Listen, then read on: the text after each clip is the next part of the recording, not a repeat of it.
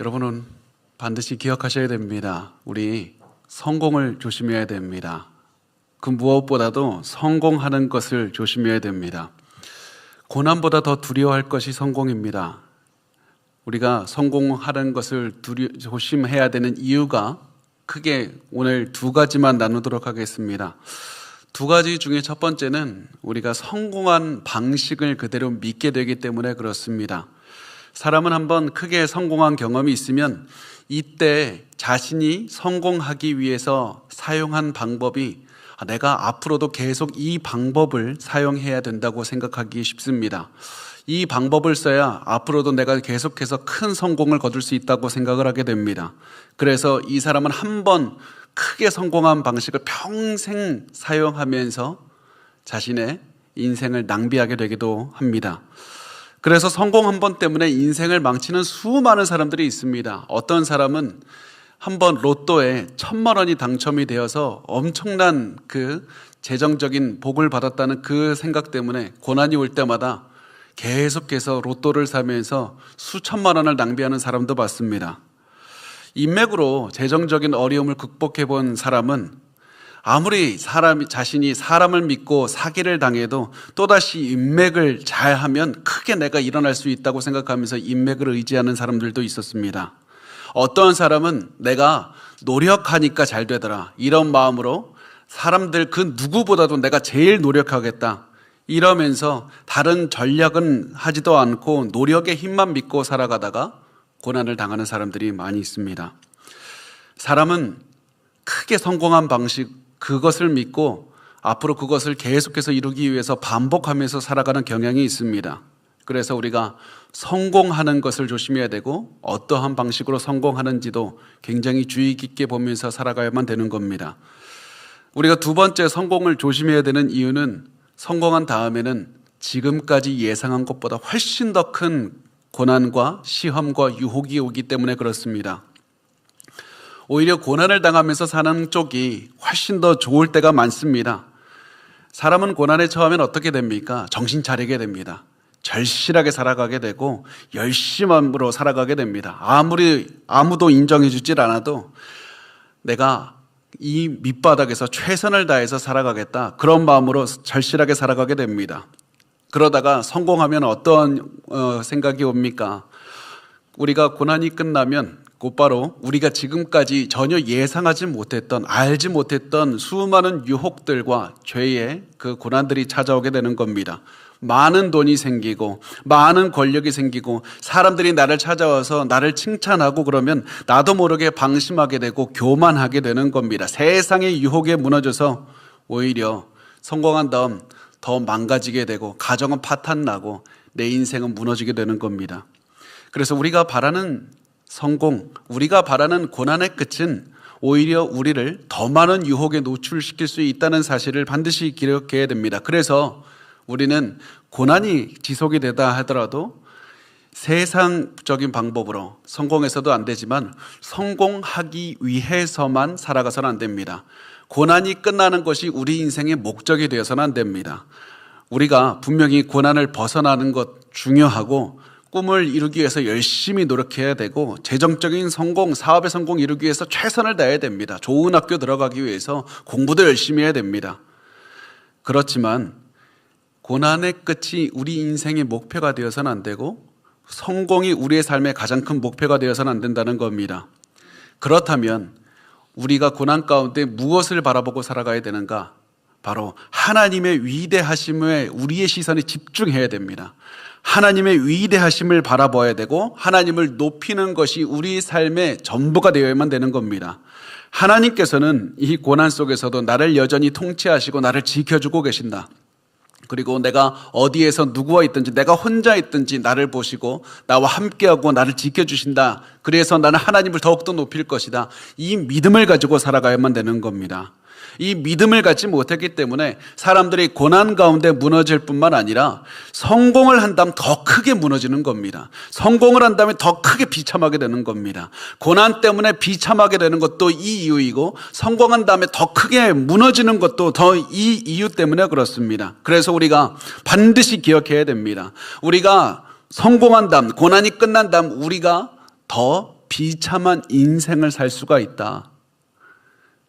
여러분, 많은 그리스도인들이 성공했기 때문에 망했습니다. 고난이 끝났기 때문에 더 너무나도 큰 몰락을 체험했습니다. 그래서 우리가 아직 고난을 겪고 있을 때, 아직 성공하지 않았을 때, 아직 우리의 꿈이 이루어지진 않았을 때 지금 우리의 시선을 재조정해야 됩니다. 고난 속에서 하나님의 위대하심을 바라보는 훈련을 하면서 매일매일 살아내야만 됩니다. 그런데 많은 분들이 고난 가운데 하나님의 위대하심을 바라보자고 하면 그렇게 하지 못합니다.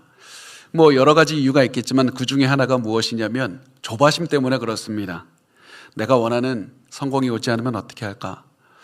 내가 아무리 기다렸는데 내가 이 고난 끝나지 않으면 어떻게 할까? 우리 가정이 회복하지 못하고 우리 가정의 재정이 다 무너져 버리고 내 사업이 결국 무너져서 일어나지 못하게 되면 어떻게 할까? 여러분, 이런 조바심 때문에 우리가 하나님의 위대하심을 바라보지 못하지만 우리가 반드시 알아야 됩니다. 우리가 일어날 수 있는 기회, 우리가 성공할 수 있는 기회는 반드시 찾아올 겁니다. 우리가 고난이 끝날 수 있는 기회는 반드시 여러분에게 찾아올 겁니다. 다만 우리가 원하는 방식의 성공은 오지 않을 가능성이 굉장히 높습니다.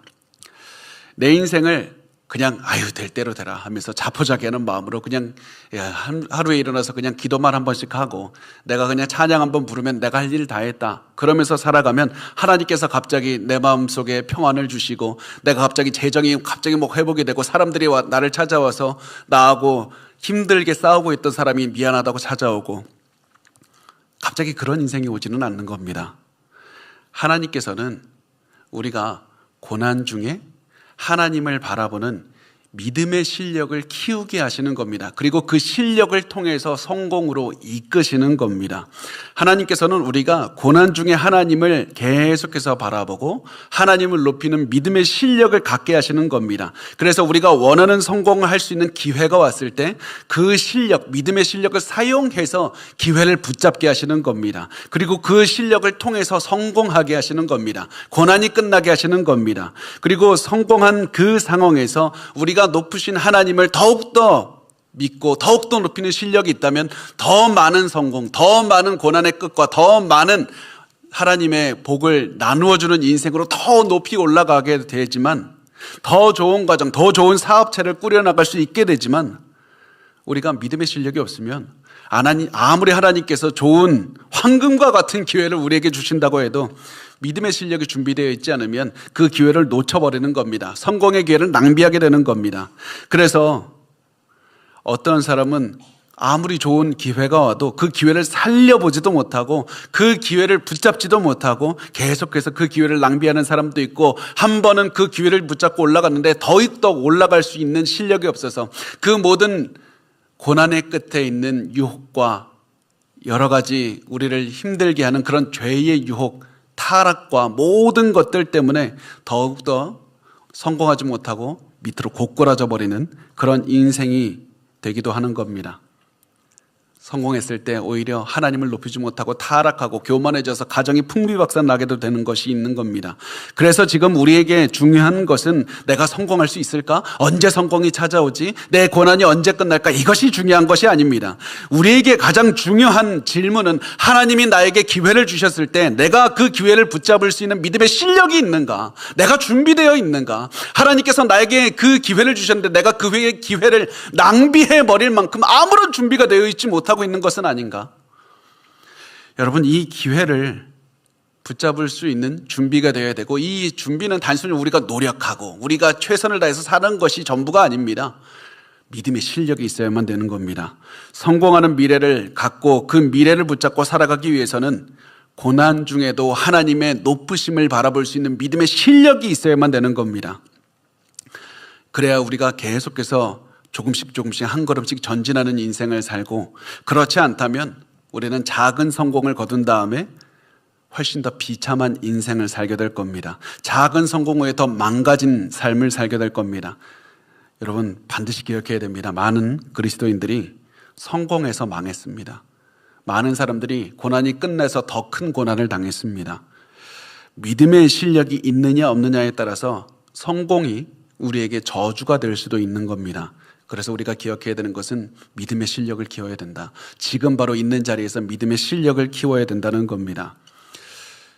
그리고 그것이 우리가 오늘 본문 요셉의 인생을 통해서 알 수가 있는 겁니다. 요셉이 고난 중에 성공할 수 있었던 이유가 무엇입니까? 단순히 그냥 하나님께서 좋은 기회 주셨고 우연히 좋게 성장해서 그냥 높은 자리에서 돈 많이 벌고 살았더라, 이것이 끝이 아니지 않습니까? 요셉이 고난 중에 그리고 성공할 수 있었던 이유는 고난 중에도 하나님을 높으심을 찬양하고 높으심을 바라볼 수 있는 믿음의 실력이 있었기 때문에 그랬습니다. 그래서 요셉은 계속해서 고난 중에 더 큰 고난, 더 큰 고난, 더 큰 고난이 와도 계속해서 마음이 흔들리지 않고 여기서도 하나님을 높이고 더 밑에서도 하나님을 더욱더 높일 수 있었던 겁니다. 요셉은 하나님을 믿었고 내가 어디를 가든지 더 밑으로 내려가도 하나님은 그 시궁창과 같은 내 인생도 나를 돌보시고 이 자리에서도 나를 통치하신다는 사실을 믿었습니다. 이게 요셉이 받았던 훈련이었고 이 훈련을 13년을 받은 겁니다.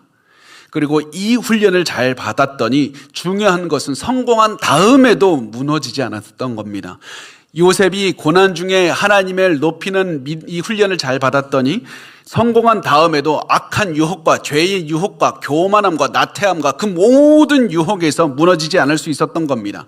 하나의 성공을 이룬 다음에 더 큰 성공을 이루면서 그 성공을 유지할 수 있는 실력이 있었던 겁니다. 여러분, 믿음의 실력을 가져야만 됩니다. 믿음의 실력을 가져야 된다는 건 반드시 여러분 기억하셔야만 됩니다. 그리고 우리가 그런 마음으로 오늘 요셉의 삶을 보도록 하겠습니다. 우리가 지난 시간까지 나눴습니다. 우리가 무엇을 봤습니까? 하나님께서 요셉을 갑자기 한순간에 가장 낮은 자리에서 가장 높은 자리로 올려주셨습니다. 갑자기 가게 된 그 높은 자리에서 드디어 이제 중요한 것은 요셉이 고난 중에 잘 살았더니 복 받았다, 이게 아니라 요셉이 키운 믿음의 실력이, 고난 중에 쌓은 믿음의 실력이 드디어 세상 밖으로 드러날 기회가 왔다는 겁니다. 그리고 그 말씀은 이렇게 시작을 합니다. 41절에서 44절까지 말씀은 이렇게 말씀하고 있습니다. 바로가 또 요셉에게 이르되 내가 너를 애굽 온 땅의 총리가 되게 하노라 하고 자기의 인장 반지를 빼어 요셉의 손에 끼우고 그에게 세마포 옷을 입히고 금사슬을 목에 걸고 자기에게 있는 버금술에 그를 태우매 무리가 그의 앞에서 소리 지르기를 엎드리라 하더라. 바로가 그에게 애굽 전국을 총리로 다스리게 하였더라. 바로가 요셉에게 이르되 나는 바로라. 애굽 온 땅에서 내 허락이 없이는 수족을 놀릴 자가 없으리라 하고. 자, 우리가 지난번에 봤듯이 이 바로의 꿈을 요셉이 해몽했습니다. 그리고 단순히 해몽한 것이 전부가 아니라 올바른 정책까지 제시했습니다. 그래서 이제 이 바로는 요셉을 총리의 자리에 세우고 그리고 요셉을 갑자기 높은 신분에 걸맞는 사람으로 바꾸기 시작합니다. 우선 왕이 인장 반지를 자신의 손에 빼어서 요셉의 손에 주었는데 인장 반지는 바로의 권위를 상징합니다. 인장 반지에는 바로의 이름을 상징하는 문자가 새겨져 있고 그것을 공식 문서에 사용을 했습니다. 그래서 인장 반지는 바로의 권위를 이 요셉에게 주었다는 것을 볼 수 있는 겁니다.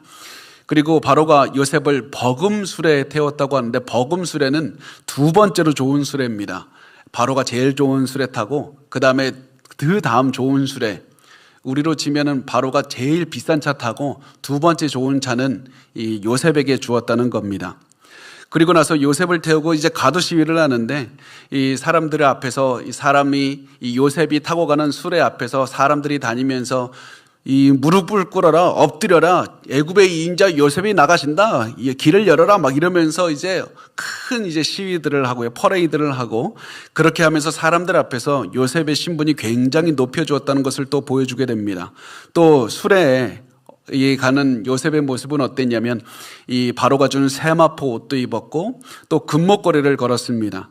그래서 이 옷과 금목걸이를 통해서 바로가 요셉을 굉장히 총애한다고 굉장히 높은 신분을 가지게 되었다는 것을 온 세상에 보여주게 되는 겁니다. 그러면서 바로는 말합니다. 애굽 온 땅에서 요셉 허락 없이는 수족을 놀릴 자가 없으리라. 이 말은 너의 권력이 절대적이다. 너는 엄청난 권력을 가지게 되었다. 이런 말을 하는 겁니다. 그렇게 해서 요셉이 드디어 그렇게나 바라던 성공, 고난의 끝, 이제 성공을 얻을 수가 있었던 겁니다. 그런데 여기서 바로는 멈추지 않고 요셉을 더욱더 요셉의 그 성공을 더욱더 이끌어주는 그런 일을 하게 됩니다. 그것이 무엇이냐면 요셉의 이름을 지어주고 결혼시켜주는 것이었습니다. 45절에 이렇게 말씀을 합니다. 그가 요셉의 이름을 사브낫바네아라 하고 또 온의 제사장 보디베라의 딸 아스낫을 그에게 주어 아내로 삼게 하니라. 요셉이 나가 애굽 온 땅을 순찰하니라. 바로가 이제 요셉의 실력을 믿고 이 요셉이 실력을 발휘할 수 있는 직책을 주고, 그러면서 이제 바로가 원하는 게 무엇이겠습니까? 요셉이 이제 자기 자리에 알맞은 이제 일을 하면 되는 겁니다. 주요 인사들을 이끌면서 정책을 실행해야 됩니다. 그런데 요셉은 지금까지 감옥에 있었던 사람입니다. 애굽 사람들이 싫어하는 목동 출신이었다는 것이 더 큰 문제였습니다. 이것을 좀 이해하는 것이 우리가 이 성경을 이해하는 데 굉장히 중요하게 도움이 되는데, 이 애굽은 기본적으로 나일강이 범람해서 먹고 사는 나라였기 때문에 농사가 주된 그런 사업이었습니다. 그래서 농부들을 귀하게 여겼습니다. 그런데 이 농부들이 제일 싫어하는 존재들이 있었다면 목동들이었습니다. 목자들을 싫어했습니다. 왜냐하면 목자들이 양을 치고 염소 치고 다니면서 자기들이 농사하는 곳의 작물들을 막 황폐화시키고 다 망쳐버리기 때문에 목자들이 오는 것을 거부했습니다. 그래서 애굽 사람들은 목자 출신인 요셉이 목자 출신이라는 것도 너무 싫었고, 또 그것이 바로도 그 사실을 알고 있었습니다. 요셉이 총리로 일하는데 큰 장애가 될 것이다. 그래서 바로는 애굽 사람들이 요셉을 인정할 수 있도록 요셉에게 애굽의 이름을 지어 주었고, 또 그 이름이 사브낫바네아라고 하고 있습니다. 그런데 여기서 놀라운 것은 사브낫바네아의 이름의 뜻이 하나님께서 말씀하시니 그가 살리라, 이런 의미라는 겁니다. 바로는 요셉 안에서 하나님을 높이는 요셉 안에서 하나님의 능력을 본 겁니다. 요셉이 꿈을 해몽하는 능력 하나님께로부터 옵니다. 이 말을 했고, 바로도 요셉에게 좋은 이름, 그 이름 하나님께서 말씀하시니 그가 살리라, 이 말씀을 통해서 요셉의 말이 맞다, 하나님이 높으신 분이다. 그래서 요셉이 가는 곳에 요셉을 만나는 사람들마다 바로와 그 주변 신하들도 하나님이 높으신 분이라는 사실을 알고, 이름을 통해서도 요셉의 이름을 통해서도 그 사실을 인정한 겁니다. 이제 요셉이 뭐 해야 되겠습니까? 고난이 끝났다, 이제 성공하게 됐다, 이제 성공한 인생을 살기만 하면 되는 것 아닙니까? 야, 내가 13년이나 고생을 했는데 나 성공할 자격이 있다, 나 이거 누릴 만한 자격이 있다. 그러면서 많은 분들이 요즘에 이런 말을 쓰시던데요. 나에게 주는 선물 뭐 이러면서 여행도 가시고, 그런 말이 없는 겁니다. 저도 이 말하고 굉장히 창피한데, 요셉이 그 일을 한 다음에 곧바로 뭐 자기에게 선물 줬다 이런 말은 없고요. 오히려 계속해서 자신의 권력을 누리지도 않고 인생을 즐기면서 살지도 않고 주변 사람들처럼 그 보디발의 아내처럼 음란하게 인생을 살 수도 있었지만 그렇게 하지도 않습니다. 그리고 요셉이 지금 나이가 30살입니다. 또 굉장히 젊은 나이지 않습니까? 그래서 이 자신이 더 어리석게 굉장히 자기 자신이 교만하게 생각하면서 살 수도 있었습니다. 그런데 요셉은 그렇게 살질 않았습니다. 오히려 그냥 계속해서 이 하나님의 뜻을 따라서 계속해서 살아가게 됩니다. 자, 그러면서 이제 요셉이 어떻게 살았는지가 나오는데 46절에서 50절까지의 말씀입니다. 우리 같이 읽을까요? 시작. 요셉이 애굽 왕 바로 앞에 섰을 때 30세라. 그가 바로 앞을 떠나 애굽 온 땅을 순찰하니 7해 풍년에 토지 소출이 심히 많은지라. 요셉이 애굽 땅에 있는 그 7년 곡물을 거두어 각 성에 저장하되 각 성읍 주위에 밭에 곡물을 그 성읍 중에 쌓아두매 쌓아둔 곡식이 바다 모래같이 심히 많아 새일을 그쳤으니 그 수가 한이 없음이었더라. 흉년이 들기 전에 요셉에게 두 아들이 나되 그의 온 제사장 보디베라의 딸 아스낫이 그에게서 낳은지라. 아멘.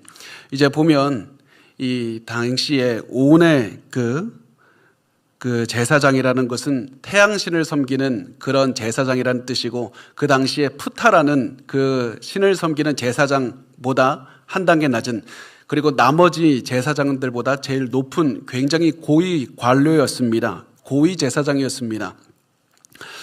이 요셉이 외국 사람이고 감옥에 있다가 보니까 이 바로가 요셉에게 왕족들과 결혼시켜 줄 수는 없으니까 그 다음에 제사장 집안과 결혼을 시켜주었는데, 굉장히 많은 권력을 가진 사람이었고, 이 바로 자신도 아내들을 이 온의 제사장 이 집안에서 뽑을 만큼 굉장히 높은 집안이었습니다. 그렇게 해서 바로는 요셉에게 많은 이 인맥을 지어주었고, 좋은 자신의 그 인적인 후원자들도 만들어 주었던 겁니다. 그런데 이때 요셉이 곧바로 무엇을 하냐면 일을 하기 시작합니다. 30세에 곧바로 이제 일을 시작하게 됩니다. 곧바로 애굽 온 땅을 순찰하면서 이 7년의 풍년을 맞이하게 되고, 7년의 풍년 동안에 자신이 하는 일들을 이제 실천하게 됩니다. 그리고 우리가 지난번에 나눈 대로 요셉이 어떤 이 전략을 내놓았냐면, 단순히 그 많은 곡식을 다 중앙으로 가져와서 그것을 중앙에서 보관하다가 나중에 기근이 왔을 때 나눠주는 그것은 옳지 못하다, 효율적이지 못하니까 이 요셉은 곡식들을 각 지역에 중심되는 장소에 창고를 짓고 거기에 모은 다음에 기근이 왔을 때 각 사람들에게 각 곳에서 소출을 다 나눠주는 것이 좋다고 생각하고 이제 일을 계속해서 실천을 하게 되었습니다. 이러면서 요셉은 계속해서 일을 하는데, 우리가 이 말씀 속에서 하나의 텐션이 있는 것을 봐야만 됩니다.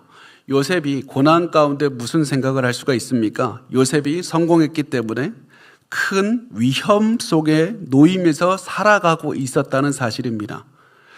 요셉이 갑자기 높은 곳에 올라갔기 때문에 주변 사람들이 요셉을 무너뜨리려고 할 수도 있었고, 보디발의 아내와 같은 여자들이 수많이 찾아와서 자신을 무너뜨리려고 할 수도 있었습니다. 자신이 가장 성공의 정점에 있을 때 사람들이 자신을 무너뜨리려고 찾아오는 그것들을 요셉은 단 한 번도 공부해 보거나 대비해 본 적이 없었습니다. 그런데 놀라운 점이 무엇이냐면, 요셉은 고난 속에 있든지 성공한 삶을 살든지 동일한 인생을 살았다는 겁니다. 감옥 안에 있든지 총리로 있든지 항상 자신에게 주어진 일에 최선을 다하고 자신을 맡겨주신 그 일을 맡겨준 그 사람에게 복이 되는 인생을 계속해서 살아내는 겁니다. 요셉은 계속해서 동일한 하나님을 높이는 인생을 살아가게 됩니다. 그 사실은 다음 장면을 통해서 더 잘 알 수가 있는데요. 51절과 52절 말씀을 우리 같이 읽겠습니다. 시작. 요셉이 그의 장남의 이름을 므낫세라 하였으니 하나님이 내게 내 모든 고난과 내 아버지의 온 집 일을 잊어버리게 하셨다 하며, 차남의 이름을 에브라임이라 하였으니 하나님이 나를 내가 수고한 땅에서 번성하게 하셨다 함이었더라. 아멘. 여기서 요셉이 두 아들을 얻게 되는데, 그 아들들의 이름을 므낫세와 에브라임으로 지었습니다. 이게 뭐 별겁니까? 이렇게 생각할 수 있습니다. 그런데 요셉은 지금 아들들의 이름을 지음으로써 엄청난 일을 한 겁니다. 왜냐하면 요셉은 두 아들의 이름을 히브리어로 지었기 때문에 그렇습니다. 바로는 자기에게 요셉에게 애굽의 이름을 지어주었고, 그리고 애굽의 아내를 얻게 했고, 애굽의 집안의 그 유수한 집안의 도움을 얻게 해주었습니다. 요셉은 지금 모든 사람의 시선을 한 몸에 받고 있는 권력의 중심지에 있는 겁니다.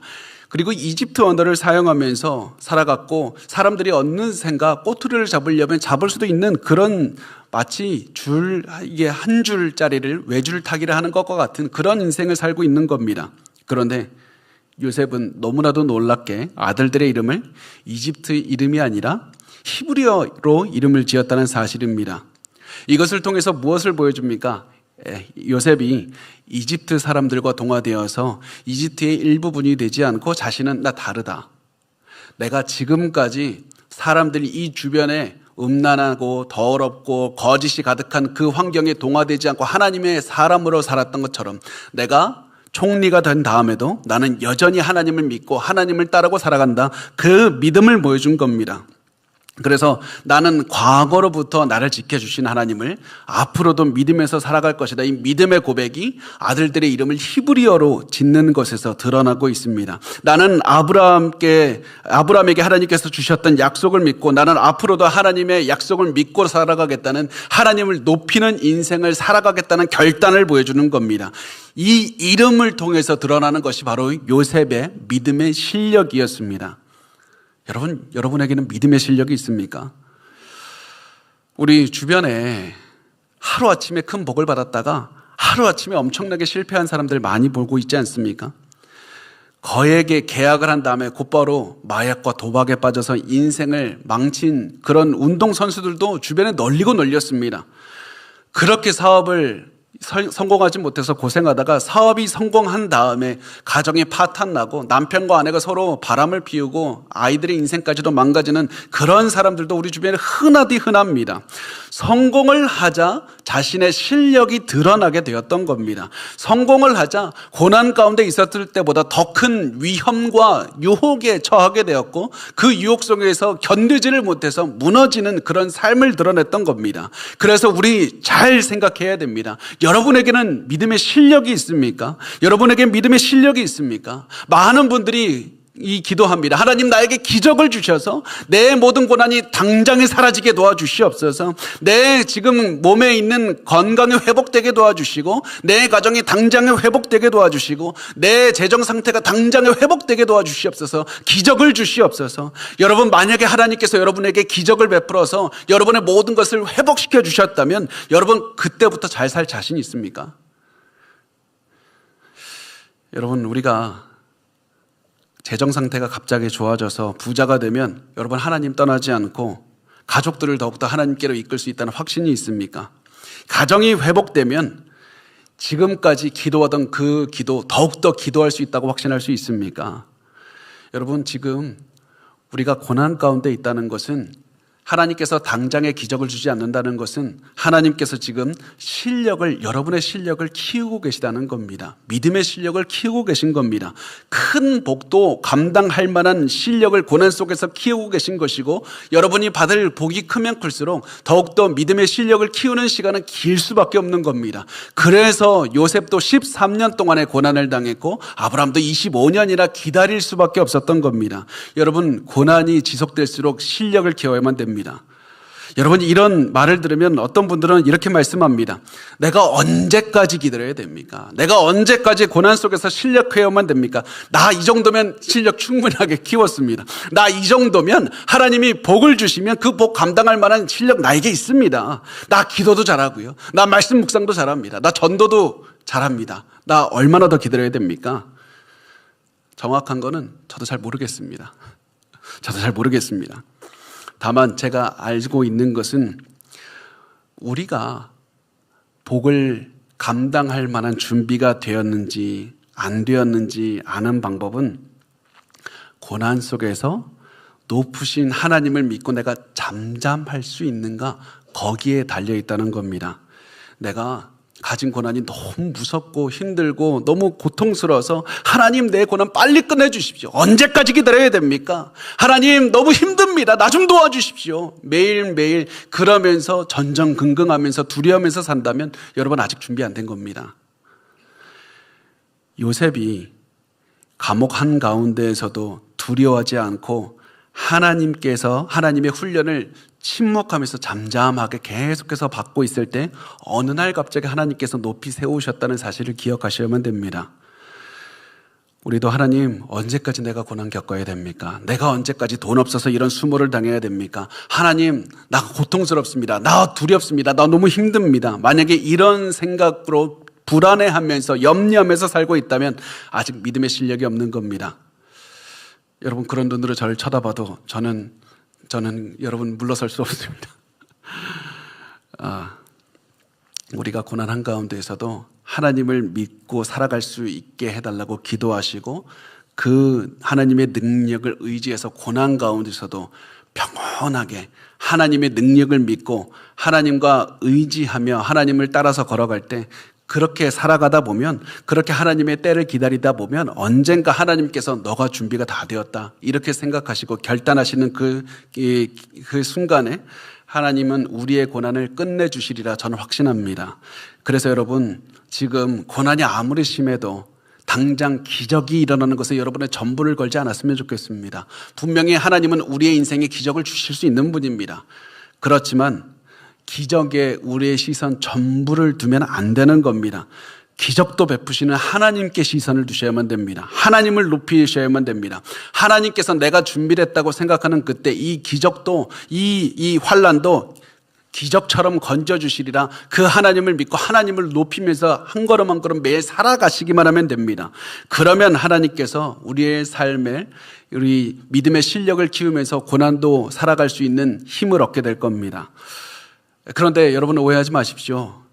우리가 고난 가운데서 믿음의 실력을 키운다고 해서 고난이 편해진다, 고난이 아무런 나에게 고통을 주지 않는다 이런 의미는 전혀 아닙니다. 우리가 하나님을 잘 믿어도 고난은 여전히 우리를 힘들게 할 수 있습니다. 우리의 가슴에 큰 상처도 남길 수 있습니다. 그리고 고난 속에서 받은 상처는 우리가 고난이 끝난 다음에도 여전히 우리를 괴롭힐 수 있습니다. 그리고 이것은 요셉에게도 마찬가지였습니다. 위대하신 하나님을 믿는 믿음으로 고난을 잘 이겨낸 요셉은 여전히 가슴속에 형들이 나에게 했던 그 슬픔, 나를 팔아버렸던 슬픔, 억울함, 그런 마음들도 여전히 가슴이 아팠습니다. 그런데 그 요셉은 과거를 또한 이 상처를 슬기롭게 극복해 나가게 됩니다.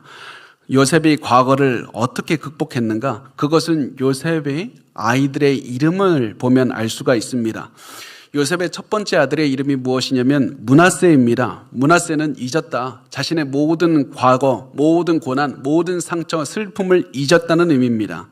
하나님께서 이 아들을 주셔서 자신이 그동안 겪었던 모든 상처와 눈물을 잊게 해주셨다. 그 다음에 두 번째 아들의 이름은 에브라임이고, 에브라임의 뜻은 두 배의 열매, 두 배의 수확, 이런 의미가 있습니다. 잘 기억하세요. 첫 번째 이름은 잊는 겁니다. 잊어버리는 것이고 두 번째는 많은 복을 받는 겁니다. 순서가 이렇습니다. 먼저 잊어야 많은 복을 받을 수가 있습니다. 먼저 과거에 나를 힘들게 했던 상처와 고난을 잊어야 하나님이 주신 많은 복을 통해서 더 많은 열매를 맺게 되고 더 많은 그 열매 맺는 삶을 누리면서 살아갈 수가 있게 되는 겁니다. 자, 이제 중요한 것은 어떻게 잊을까? 어떻게 과거의 상처를 잊을 수 있습니까? 내가 노력해도 잊을 수 있는 것이 아니지 않습니까? 내 과거와 상처와 눈물을 잊는 것은 내 노력으로 하는 것이 아니면 어떻게 해야 됩니까?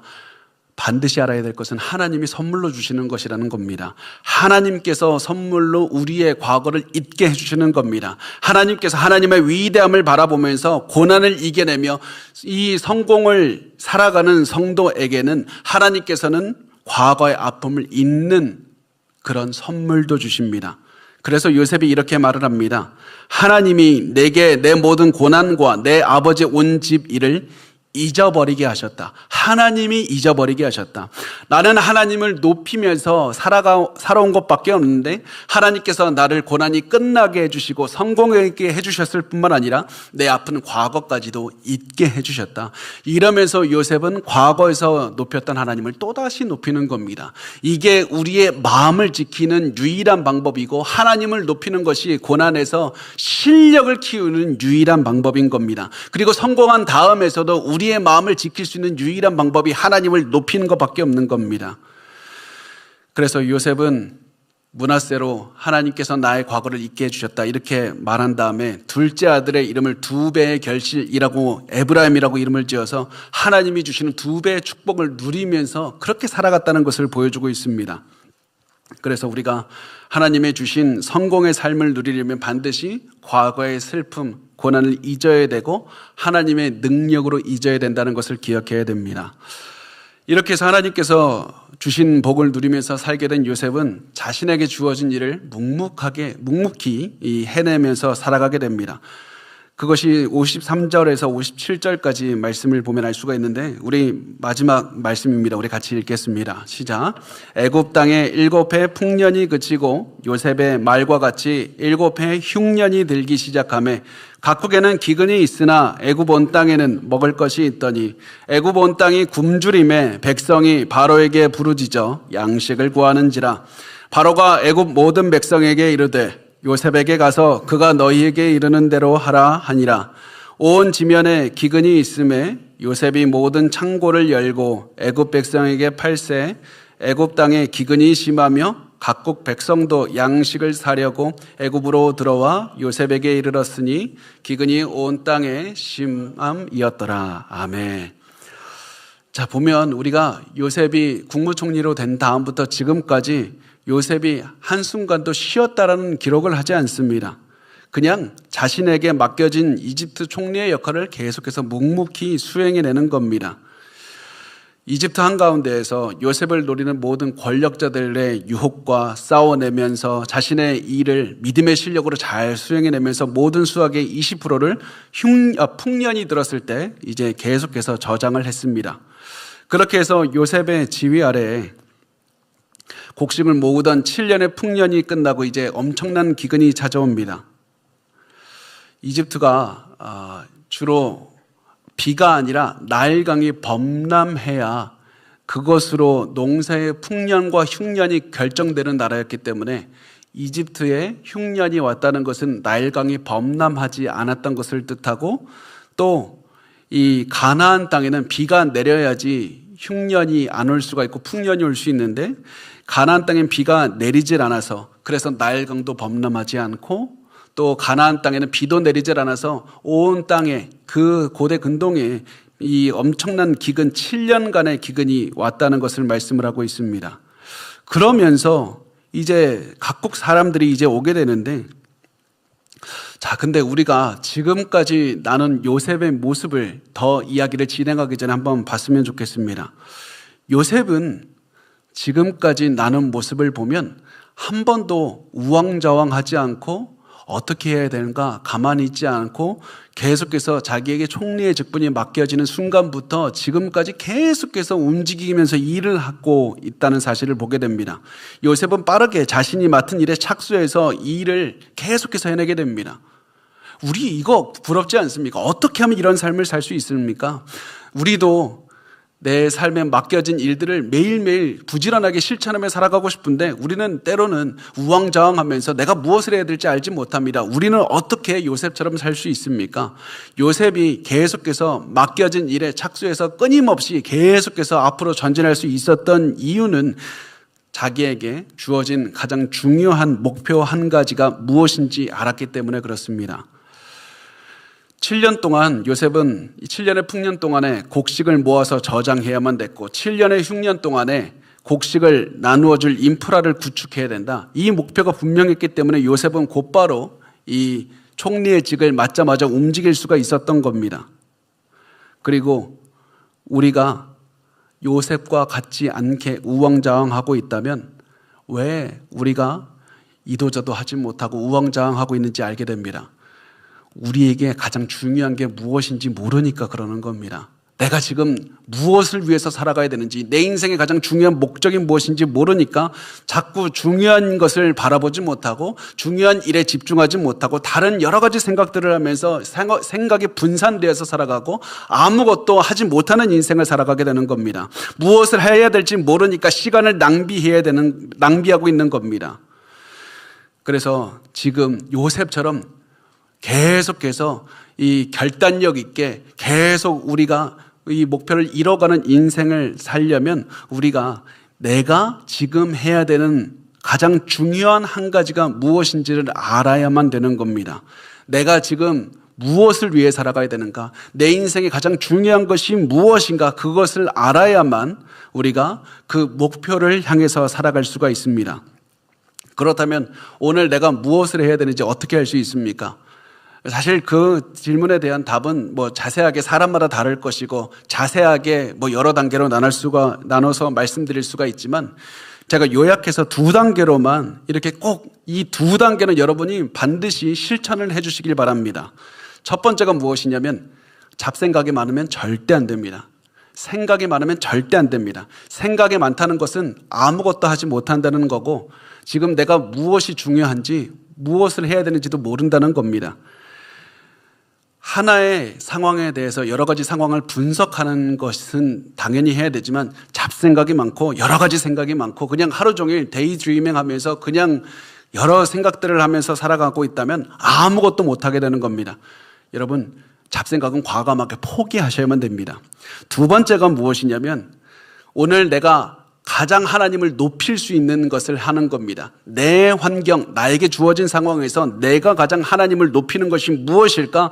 그것을 실천하는 것에만 집중하는 겁니다. 요셉이 왜 이 흉년 동안에 그 사람들에게 나눠줄 수 있도록 인프라를 구축하고 곡식을 모으는 일에 집중했습니까? 왜냐하면 그것이 하나님께서 자신에게 알려준 것이었고 그것이 하나님께서 알려주신 그 지혜대로 계책을 나눈 것이었기 때문에 그렇습니다. 이제부터 요셉이 최선을 다해서 하나님을 높이면서 살려면 하나님께서 알려주신 대로 7년의 풍년을 살아가고 그 동안에 7년의 흉년에 대비해서 살아가는데 최선을 다해야만 되는 겁니다.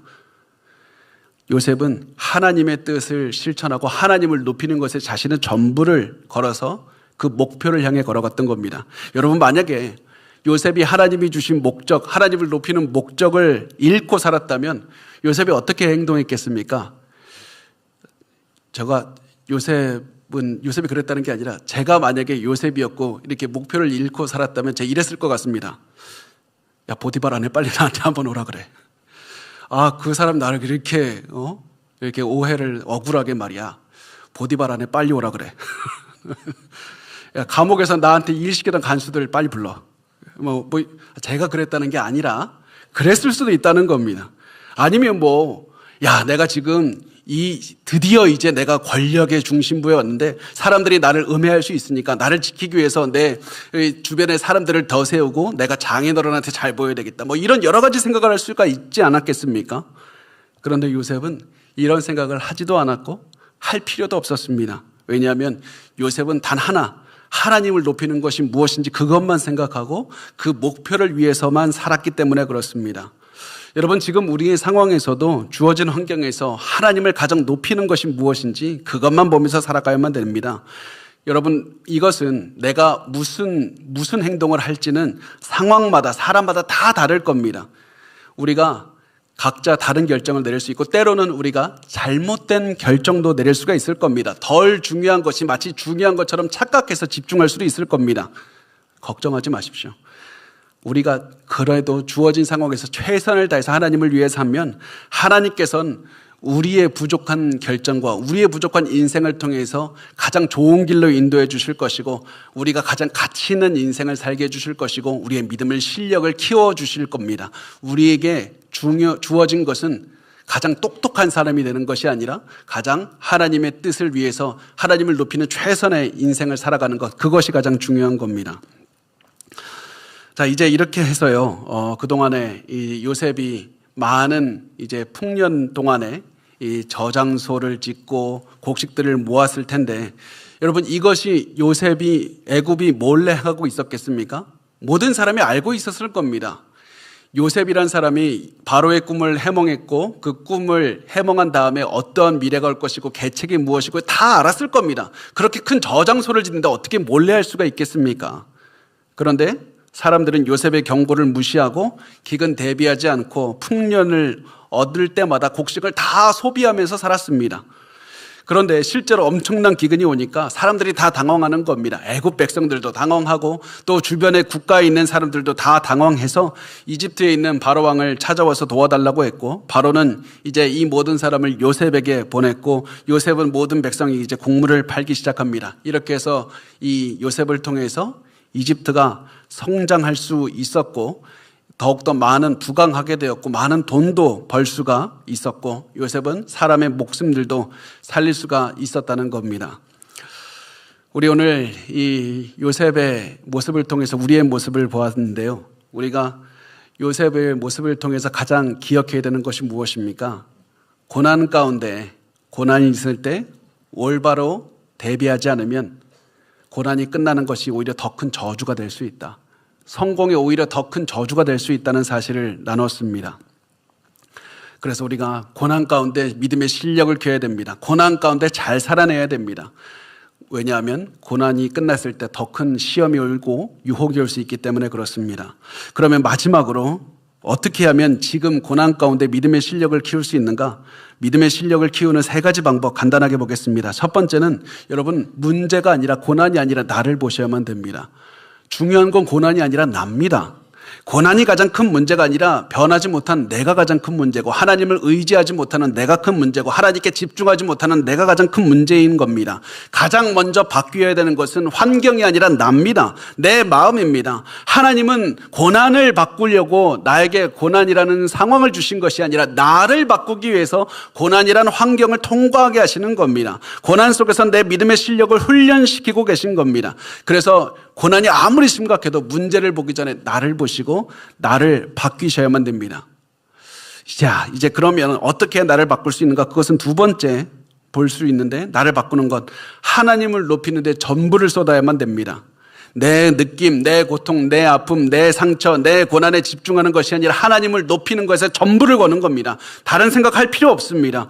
우리가 자꾸 잡생각이 들고 다른 생각이 들면 하나님 내 잡생각 버려버리게 하시고 하나님을 높이는 거에 집중하게 도와주시옵소서. 우리가 하나님을 높이려면 무엇을 해야 됩니까? 그 생각만 하면서 하루 종일 살아내는 겁니다. 그러면 놀랍게도 자연스럽게 내 마음도 바뀔 뿐만 아니라 내 고난도 어느샌가 끝나게 될 겁니다. 그래서 우리가 언제 어떤 상황에서도 하나님을 높이는 데 전부를 다하면 됩니다. 마지막 3번째, 우리가 기억해야 될 것은 성공도 시험이다. 성공도 또 다른 시련이다. 이것을 기억하는 겁니다.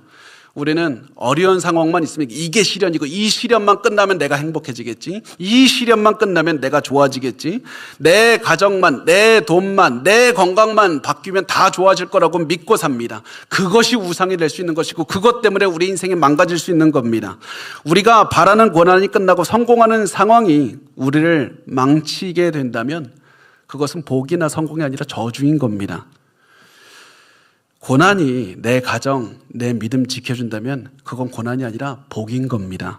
그래서 성공하면, 고난이 끝나면 모든 것이 좋아질 것이다. 이 생각은 버리고서 살아가는 게 좋습니다.